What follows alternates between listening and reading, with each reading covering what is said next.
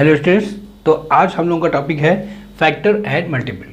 ठीक है, यानी कि फैक्टर और मल्टीपल अगर हमें किसी नंबर के फाइंड करने हैं तो हम कैसे फाइंड करेंगे ये देखते हैं। ठीक है, if a equal to b into C, it implies that b and c are the factors of a where a b c are positive integers. ठीक है, when b is divisor then c is quotient, और when c is divisor then b is quotient. ठीक, जैसे suppose मान लेते हैं अगर हमारे पास 12 है, 12 को हम लिख सकते हैं 4 इंटू 3। ठीक है, 4 इंटू 3 इक्वल टू होता है आपका 12, तो 4 and 3 are the factors of 12। ठीक है, ओके, या हम कह सकते हैं कि 12 को पूरी तरह से डिवाइड करने वाली नंबर्स 12 की फैक्टर कहलाएगी। ठीक है, जैसे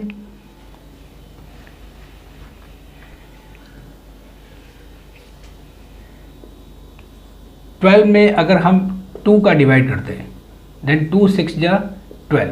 ठीक है, तो यहाँ पे रिमाइंडर आएगा 0। ठीक है, ये आपका रिमाइंडर है और ये आपका है क्वोशिएंट। तो हम ये कह सकते हैं कि अगर क्वोशिएंट इंटीजर है और रिमाइंडर 0 है तो 12 यहाँ पे देखिए 2 से डिविजिबल है। ठीक है, इसका मतलब ये हो गया कि अगर आपके पास कोई नंबर है, सपोज n, अगर हमने इसमें p से डिवाइड किया, ठीक है, अगर n में हम p से डिवाइड करें तो ये आपका आ जाएगा q। ओके, और यहाँ पे p इंटू q, ये आपका आ जाएगा यहाँ पे n minus P Q. Clear, और ये होता है आपका रिमाइंडर यानी कि r। ठीक, एक बार फिर से देख लेते हैं, यहाँ पे हम लोग देखेंगे, जरा ध्यान से देखिएगा। जैसे मान लेते हैं अगर हमें 9 में 2 का डिवाइड करते हैं, ठीक है, 9 में अगर हम 2 से डिवाइड करते हैं तो ये आपका आएगा 2 4 ज़ा 8, और यहाँ पे हम माइनस करेंगे। ये जो देखिए यहाँ पे जो 8 आया है वो 2 इंटू 4 करके आया है, 2 इंटू 4 इक्वल टू 8, और 9 माइनस 8 आपका आ गया यहाँ पे 1। ये होता है आपका r, यानी कि r का मतलब यहाँ पे रिमाइंडर है। ठीक है, और 4 यहाँ पे है आपका क्वोशिएंट। क्लियर, और 9 है आपका डिविडेंड, और 2 है आपका डिवाइजर। ओके, तो इसका मतलब देखिए यहाँ पे रिमाइंडर क्या आ गया 1। अब यहीं पे हम बात कहेंगे कि अगर हमें फैक्टर फाइंड करना है तो रिमाइंडर वहाँ पे क्या आना चाहिए, 0 आना चाहिए। जैसे 12 में अभी हमने डिवाइड किया था 2 से, 2 6 जा 12। ठीक है, ये 12 आया है 2 इंटू 6। यहाँ पे इसको लेस करेंगे तो यहाँ पे आपका आ जाएगा 0। यहाँ पे रिमाइंडर क्या हो गया आपका, ठीक है, रिमाइंडर आपका 0, और क्वोशिएंट है आपका इंटीजर। क्लियर, और ये आपका डिविडेंड है और ये आपका डिवाइजर है। तो देखिए रिमाइंडर 0 आ रहा है और क्वोशिएंट इंटीजर आ रहा है, तो हम कह सकते हैं यहाँ पे 12 जो है 2 से डिविजिबल है। ठीक, यहाँ पे आते हैं, ये आपका है p और ये है आपका n, जहाँ पे p क्या है आपका डिवाइजर। ठीक है, जैसे यहाँ पे 2 क्या था आपका डिवाइजर था। ओके, n क्या है डिविडेंड। ठीक है, और q है आपका क्वोशिएंट। ठीक, और r है रिमाइंडर। ओके, अगर रिमाइंडर 0 हो जाए, if r equal to 0, reminder अगर 0 हो जाए and q is a integer, then we can say that, यानी कि हम कह सकते हैं n is, that implies n is हम ये कह सकते हैं कि n is divisible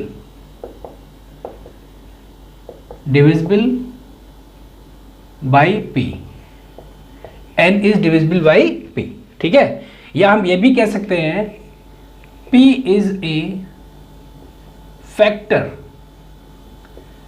p is a factor of n, clear, p is a factor of n। और इस इक्वेशन से देखते हैं हम n minus P Q equal to है आपका r, then n equal to है आपका पी क्यू प्लस r। इसको हम बोलते हैं Euclid's division lemma, okay, Euclid's division lemma. आगे समझ में, means n is a dividend, p is a divisor, ठीक है, q is a quotient and r is the remainder. अगर r जीरो हो जाए, if r is zero and q is a integer, ठीक है, q is an integer, then हम कह सकते हैं यहाँ पे that implies that n is divisible by p, n जो है p से पूरी तरह से डिविजिबल है। या हम ये भी कह सकते हैं p is a factor of n। तो हम फैक्टर अगर हमें निकालना है तो हम ये कह सकते हैं कि फैक्टर निकालने के लिए हमें उसके जो वो नंबर हमें देखने होते हैं जो उस नंबर को जिसके हमें फैक्टर चाहिए उसको पूरी तरह से डिवाइड कर दे, ठीक। जैसे, ठीक है ना, जैसे यहाँ पे 2 इज ए फैक्टर ऑफ 12 क्योंकि यहाँ पे रिमाइंडर आपका आ गया 0, ठीक है।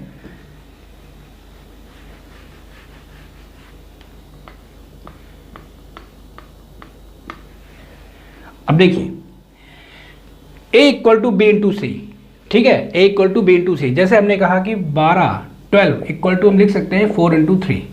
तो यहाँ पे देखिए 4 भी 12 का फैक्टर है और 3 भी 12 का फैक्टर है। अगर हम 4 से 12 में डिवाइड करते हैं तो 4 3 जा 12, रिमाइंडर आपका आया 0, क्वोशिएंट है आपका इंटीजर। अगर हम 3 से डिवाइड करते हैं 12 में तो 3 4 जा 12, यहाँ पे रिमाइंडर क्या आ जाएगा 0, ठीक। और क्वोशिएंट क्या है आपका इंटीजर, ये आपका क्वोशिएंट है और ये आपका रिमाइंडर है, ठीक। रिमाइंडर 0 आए और क्वोशिएंट इंटीजर आए तो हम कह सकते हैं कि जिस नंबर का हमें फैक्टर चाहिए, तो यहाँ पे जो 12 है 12 है तो इसका फैक्टर 3 है। यहाँ पे हम कह सकते हैं 12 का फैक्टर यहाँ पे 4 है। इसका मतलब हम ये कह सकते हैं a equal to B into c, then b and c are the factors of a, ठीक। यानी कि 4 and 3 are the factors of 12, क्योंकि 12 जो है 4 से भी डिविजिबल है एंड 3 से भी डिविजिबल है, clear. When b is divisor, then c is quotient, and when c is divisor, then b is a quotient। यहाँ पे देखिए अगर 4 डिवाइजर है तो 3 क्वोशिएंट है, ठीक है। यहाँ पे 4 क्या है आपका डिवाइजर है, तो ऐसी कंडीशन में 3 क्या होगा आपका क्वोशिएंट। यहाँ पे 3 डिवाइजर है और 4 क्या हो गया यहाँ पे क्वोशिएंट, क्लियर, ओके। इसी इक्वेशन में हम बात कर सकते हैं कि अब देखिए a equal to B into C दिया था आपको, a equal to B into C, ठीक है। तो when v and c are the factor of a, तो हम ये भी कह सकते हैं कि a is the again a is the multiple of b और c, या तो b का या c का या दोनों का, या b इंटू सी, ठीक है। उनका भी a जो होगा वो मल्टीपल होगा, यानी कि a is the multiple of b और c और b and c and b into c, clear, okay. चलिए एक पॉइंट देखते हैं हम लोग, जैसे एक एग्जाम्पल सॉल्व करते हैं, ठीक है। एग्जाम्पल सॉल्व करते हैं, जैसे लेते हैं 12 फैक्टर्स ऑफ 12 के हम फैक्टर फाइंड करते हैं, ठीक है। जैसे 1 से 12 पूरी तरह डिविजिबल है, 2 भी 12 का फैक्टर है क्योंकि 2 से भी 12 डिविजिबल है, 3 से 12 डिविजिबल है, 4 से डिविजिबल है, 6 से भी डिविजिबल है एंड 12 से भी 12 डिविजिबल है। यानी each number is a factor of itself. सभी संख्याएं अपनी खुद की फैक्टर्स होती हैं, ठीक है। यहाँ 12 के ये फैक्टर हो गए, ठीक है। अब इससे ज़्यादा अब फैक्टर नहीं हो सकते, क्लियर। और कोई संख्या 12 को डिवाइड नहीं करेगी, क्लियर। फिर हम लिखते हैं मल्टीपल्स ऑफ 12। मल्टीपल क्या मतलब हो गया, यानी अगर 12 के हमें मल्टीपल चाहिए तो 12 से बड़े होंगे और 12 से डिविजिबल होंगे। ठीक है, जैसे अगर आपको मल्टीपल चाहिए 12 का मल्टीपल चाहिए, ठीक है, तो 12 इंटू 1 यानी कि 12, 12 इंटू 2 यानी कि 24, 12 इंटू 3 यानी कि 36। इस तरह से हम उसके मल्टीपल निकाल सकते हैं। Multiples of 12, 12, 24, 36, 48, 60, 72। क्लियर? तो इसका मतलब ये हो जाएगा किसी नंबर के हमें मल्टीपल्स चाहिए तो वो नंबर से या तो बड़े होंगे या नंबर के बराबर होगा। ठीक है, वैसे ही फैक्टर्स का मतलब हो जाएगा अगर किसी संख्या के किसी नंबर के हमें फैक्टर चाहिए तो फैक्टर हमेशा नंबर से छोटे होंगे या बराबर हो सकता है। ठीक, जैसे 12 से ये देखिए सभी छोटे हैं और 12 यहाँ पे बराबर है। ठीक उसी तरह से मल्टीपल जो है 12 से सभी बड़े हैं, सिर्फ एक यानी कि 12 स्वयं वो इक्वल है। ठीक है, क्लियर? तो इसका मतलब हम ये कह सकते हैं नंबर हमेशा बड़ी होगी या बराबर होगी अपने फैक्टर से, या मल्टीपल से हमेशा छोटी होगी नंबर या फिर बराबर होगी। ठीक है, मल्टीपल्स हमेशा नंबर से बड़ा होगा और फैक्टर्स जो होगा हमेशा नंबर से छोटा होगा। और मल्टीपल और नंबर बराबर भी हो सकते हैं, इसी तरह से फैक्टर और नंबर भी बराबर हो सकता है। ठीक है, क्लियर? लेकिन ऐसी condition when number is not equal to 0, number 0 नहीं होना चाहिए। क्लियर? आगे समझ में? अब इसमें एक पॉइंट और आता है, numbers of factor of finite number. किसी फाइनाइट नंबर के फैक्टर्स की संख्या फाइनाइट होती है और number of multiples of finite number is infinite. यहाँ देखिए 12 के फैक्टर्स कितने हैं? 1 2 3 4 5 6, मतलब फाइनाइट। और 12 के मल्टीपल्स कितने? 12 24 36 48 60 72 10 इनफाइनाइट तक। ठीक है, आप 1 का मल्टीप्लाई करें, 2 का मल्टीप्लाई करें, 3 का मल्टीप्लाई करें, 4 का मल्टीप्लाई करें, इस तरह से मल्टीप्लाई करते जाएंगे तो मल्टीपल्स आपके आते जाएंगे। आगे समझ में? ठीक है, चलिए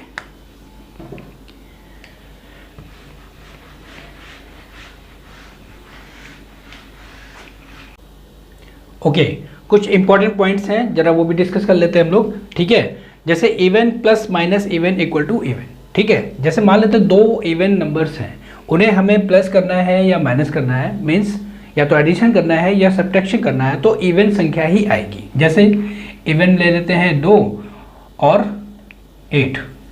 ठीक है, ये भी इवन है और ये भी इवन है। ओके, इवन नंबर्स क्या होती हैं? जो 2 से डिविजिबल होती हैं। ठीक है, जो 2 से डिविजिबल हैं वो इवन होती हैं। ठीक है, या जिनका लास्ट डिजिट 0 2 4 6 8 होता है वो नंबर्स इवन नंबर होती हैं। ओके, तो अगर हम इनको ऐड करेंगे तो ये आपका आ जाएगा 10। और देखिए ये भी इवन है। इसी तरह से अगर हम 8 - 2 कर देते हैं तो यहाँ पे 6 आ जाएगा, ये भी इवन है। ठीक है, यानी 2 इवन नंबर्स का सम या 2 इवन नंबर्स का सब्ट्रैक्शन इवन होता है। ओके, चलिए इवन इंटू इवन भी आपका इवन होता है। जैसे 4 इंटू 12, ये भी इवन नंबर है, ये भी इवन नंबर है। अगर इवन में हम इवन का मल्टीप्लाई करेंगे तो इवन ही आएगा। 12 इंटू 4 आपका होता है 48। ओके, इसी प्रकार से अगर हम इवन में डिवाइड करते हैं इवन का तो या तो इवन आएगा या तो ऑड नंबर आएगा, या तो इवन नंबर आएगा या तो ऑड नंबर आएगा, या फिर फ्रैक्शन आएगा p अपॉन q के फॉर्म में, where p and q are integers and q is not equal to 0। ठीक है, या फिर डेसिमल में नंबर आएगी। डेसिमल में 2 प्रकार से नंबर आ सकती है, क्योंकि देखिए यहाँ पे p अपॉन q था और p अपॉन q के बारे में हम लोग पढ़ चुके हैं, रेशनल नंबर होती हैं। ठीक है, और रेशनल नंबर किसको लिख सकते थे? या तो डेसिमल नंबर्स में हम टर्मिनेटिंग डेसिमल या फाइनाइट डेसिमल को हम रेशनल नंबर कहेंगे। ठीक है, या नॉन टर्मिनेटिंग रिकरिंग डेसिमल को हम रेशनल नंबर कहेंगे, क्योंकि इनको हम p अपॉन q के फॉर्म में लिख सकते हैं। तो अगर p अपॉन q आ रहा है, p अपॉन q का फॉर्म आ रहा है, तो या तो डेसिमल नंबर भी आ सकता है। ठीक है, वहाँ पे हम अगर और डिवाइड कर देंगे तो डेसिमल नंबर में भी कन्वर्ट हो जाएगा। और डेसिमल नंबर अगर कन्वर्ट होगा तो या तो वो टर्मिनेटिंग डेसिमल या फाइनाइट डेसिमल होगा या फिर नॉन टर्मिनेटिंग रिकरिंग डेसिमल होगा। क्लियर? इवन अपॉन इवन, यानी कि इवन में हम इवन का जब डिवाइड करेंगे, जैसे 6 अपॉन 4। ठीक है, तो यहाँ पे आपका आ जाएगा 2 3 जा 6 2 2 जा 4, यानी कि 3 अपॉन 2 आ गया। और 2 से अगर हम डिवाइड करेंगे, या हम इसको ऐसे डायरेक्ट कर सकते हैं, डायरेक्ट भी कर सकते हैं, जैसे 6 अपॉन 4, यानी कि 6 में हम 4 का डिवाइड करते हैं तो 4 वन जा आपका आ गया 4, ठीक है। यहाँ लेस करेंगे, यहाँ 2 आएगा, अगर हम पॉइंट लगा दें, यहाँ 0 बढ़ा दें तो ये आपका आ जाएगा 1.5, ओके। 4 5 जा 20, क्लियर। तो ये देखिए ये फाइनाइट डेसिमल है, टर्मिनेटिंग डेसिमल है, ठीक। और या फिर अगर हम इसको 6/4 लिखते तो 2 से ये डिवाइड होता है 6 और 2 से 4 भी डिवाइड हो जाता है तो 3/2 और ये आता है आपका P/Q का फॉर्म आ जाता है, ठीक है। तो P/Q भी आ सकता है या फिर डेसिमल नंबर भी आ सकता है। डेसिमल नंबर में टर्मिनेटिंग डेसिमल या फाइनाइट नंबर या non terminating recurring decimal number आएगा, ओके। चलिए नेक्स्ट पॉइंट, अब ऑड प्लस माइनस ऑड करते हैं अगर, ठीक है। अगर ऑड नंबर में हम ऑड नंबर को ऐड करें या हम सब्ट्रैक्ट कर दें, ठीक है, तो इवन आएगा। जैसे सपोज 13 है, 13 आपका ऑड नंबर है। ऑड नंबर क्या होता है? ऑड नंबर वो नंबर होती है जो 2 से डिविजिबल नहीं होती हैं या जिनका लास्ट डिजिट 1 3 5 7 9 होता है। यहाँ पे इसका लास्ट डिजिट 3 है, यानी कि ये ऑड है। अगर हम 13 में 5 को ऐड करते हैं, ठीक है, जो कि ये भी ऑड है, 5 भी ऑड है, 13 + 5 करेंगे तो ये आपका आएगा 18 और ये देखिए आपका आ गया इवन। इसी प्रकार से अगर हम 13 में 5 को लेस कर दें, ये आपका ऑड है, ये भी आपका ऑड है। अगर हम 13 में 5 को लेस कर दें तो कितना आ जाएगा 8, जो कि एक इवन है। तो इसका मतलब ऑड में अगर हम प्लस माइनस ऑड करें तो इवन नंबर आएगा, क्लियर। इसी प्रकार से odd into odd equal to आपका आ जाएगा ऑड नंबर, ठीक है। जैसे 13 × 5, जैसे 13 × 5 ये आपका आता है 65, ये भी ऑड है, ये भी ऑड है और ये भी ऑड है। तो यानी कि odd into odd equal to odd numbers, ठीक। इसी प्रकार से अगर हम ऑड में अगर हम ऑड का डिवीजन करते हैं यानी कि डिवाइड करते हैं तो यहाँ पे आपका आएगा या तो ऑड आएगा या फिर कोई फ्रैक्शन आ सकता है P/Q के रूप में, और P/Q के रूप में नहीं आएगा अगर तो वो डेसिमल में आ सकता है। तो डेसिमल कितने प्रकार से आ सकता है यहाँ पे? टर्मिनेटिंग या फाइनाइट डेसिमल या फिर नॉन टर्मिनेटिंग रिकरिंग डेसिमल, ठीक। जैसे एक संख्या लेते हैं जो हम डिवाइड करते हैं, ठीक है। सपोज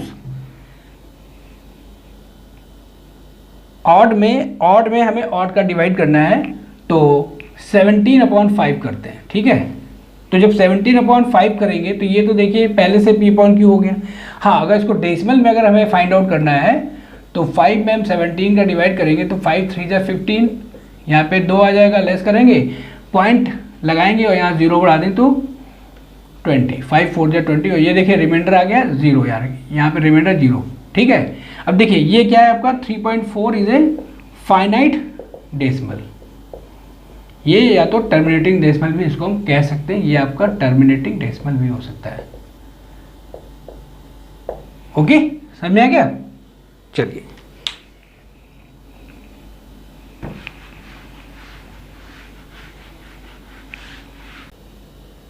ओके, तो नेक्स्ट पॉइंट है 7th, even plus minus odd equal to odd. Means अगर इवन नंबर्स में हम अगर ऑड नंबर को ऐड करते हैं तो ऑड नंबर आएगा, या फिर इवन में अगर हम ऑड नंबर को लेस करते हैं तो भी ऑड नंबर आएगा, ठीक है। जैसे मान लेते हैं सपोज 8 आपका इवन है, ठीक है। अगर हम इसमें +5 कर दें जो कि ऑड है तो ये आपका आएगा 13 और ये आपका होता है ऑड। इसी तरह से अगर हम 8 में 5 को लेस कर दें, 8 आपका इवन है और 5 आपका ऑड है, तो यहाँ पे आपका आ जाएगा 3 यानी कि ऑड, ठीक है। तो इवन में प्लस माइनस ऑड करेंगे तो ऑड नंबर आएगी, okay. Even into odd equal to even आएगा। जैसे 8 × 5, 8 आपका इवन है और 5 आपका ऑड है, ये आपका आएगा 40 यानी कि इवन। तो 8 × 5 बराबर 40 यानी कि even into odd equal to even number, clear. Next point है इवन डिवाइडेड बाय ऑड। अगर हम किसी इवन नंबर्स को किसी ऑड से डिवाइड करते हैं तो इवन आएगा या फिर फ्रैक्शन P/Q का फॉर्म आएगा, क्लियर। जैसे देखते हैं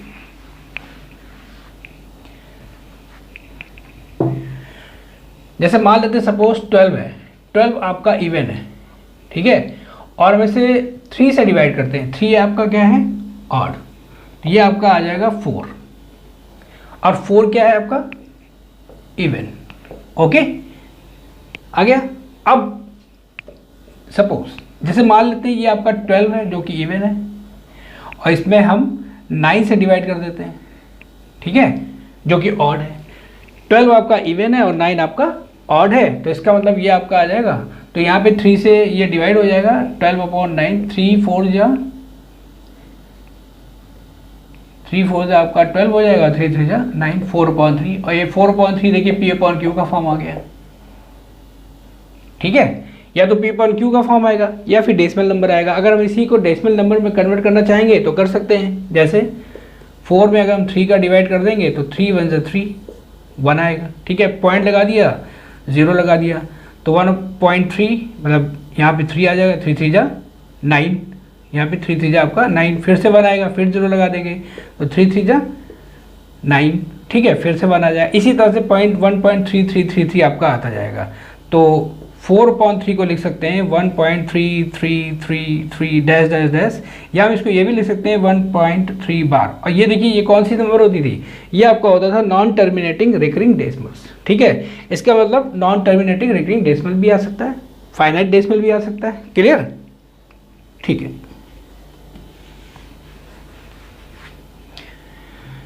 नेक्स्ट पॉइंट, ऑड में अगर हम इवन का डिवाइड करते हैं, ठीक है, ऑड नंबर्स में अगर इवन नंबर्स का डिवाइड करते हैं तो पहली बात तो ऑड नंबर्स कभी भी इवन नंबर से पूरी तरह से डिविजिबल नहीं होगी। तो हमेशा क्या आएगा आपका? फ्रैक्शन आएगा, जो कि P/Q के फॉर्म में होगा, where P and Q are integers and Q is not equal to 0, ठीक है। या फिर डेसिमल नंबर आ सकता है। डेसिमल नंबर भी कौन सा आ सकता है? तो टर्मिनेटिंग डेसिमल्स आ सकते हैं, फाइनाइट डेसिमल्स, या फिर नॉन टर्मिनेटिंग रिकरिंग डेसिमल्स आ सकते हैं, ठीक है। ये क्लियर हो गया? चलिए, अब जैसे मान लेते हैं इवन की पावर हम इवन करते हैं या ऑड करते हैं, ठीक है, तो हमेशा इवन ही आएगा। जैसे मान लेते हैं 2 आपका इवन है, ठीक है, 2 इवन होता ही है, मतलब मानना क्या है, ठीक है, 2 इवन है। अगर हम 2 की पावर 4 करते हैं, ठीक है, तो यहाँ पे देखिए इवन की पावर इवन हो गया, 2 भी इवन है, 4 भी इवन है, तो इसकी वैल्यू क्या आएगी? 16, और यानी कि ये वैल्यू आ गई आपकी इवन। तो इवन की पावर इवन इक्वल टू आपका आ गया इवन। अब जरा इवन की पावर हम ऑड करते हैं, यानी 2 की पावर 5 कर दें, तो 2 की पावर 5 का मतलब हो गया इवन की पावर ऑड। तो 2 की पावर 5 इक्वल टू क्या होता है? 32, और 32 क्या होता है आपका? इवन। यानी इवन की आप कोई भी पावर करो, इवन की पावर आप ऑड कर दें या इवन की पावर आप इवन कर दें, आंसर आपका इवन ही आएगा, ठीक है। आगे सर में नेक्स्ट पॉइंट है ऑड की पावर इवन और ऑड। अगर हम ऑड की पावर लेते हैं या तो वो इवन ले लें या तो हम ऑड ले लें, ठीक है। ऑड में हम लेते हैं जैसे 3, ठीक, जैसे 3 की पावर हम 4 करते हैं, तो ये आपका हो गया ऑड की पावर इवन, ठीक है। तो इसकी वैल्यू होती है आपकी 3 3 जा 9, 3 जा 27 इंटू 3 81 होता है, और ये देखिए ऑड है, ठीक है। और इसी प्रकार से अगर हम 3 की पावर 3 कर देते हैं, ठीक है, यहाँ पे आपका हो गया ऑड की पावर ऑड हो गया, भाई 3 भी ऑड है, ये वाला 3 भी ऑड है, तो ऑड की पावर ऑड, यहाँ पे 3 की पावर 3 की वैल्यू क्या होती है? 27, ये आपका ऑड हो गया, देखिए, ठीक है। इसका मतलब ऑड की पावर हम इवन करें तो भी ऑड आएगा, और ऑड की पावर हम ऑड करें तो भी ऑड आएगा। तो इसका मतलब ऑड की हम कोई भी पावर करते हैं तो वैल्यू ऑड ही आएगी। समझ में आ गया? ठीक है, तो आज हम लोगों को फैक्टर्स और मल्टीपल सीखने को मिला, ठीक है, वेक्टर और मल्टीपल जान गए, और ये कुछ पॉइंट्स थे जो इवन और ऑड के बीच ऑपरेशन से संबंधित थे, इसके बारे में भी हम लोग जान गए, ठीक है। तो आज के लिए हम लोग इतना ही रखते हैं, ओके।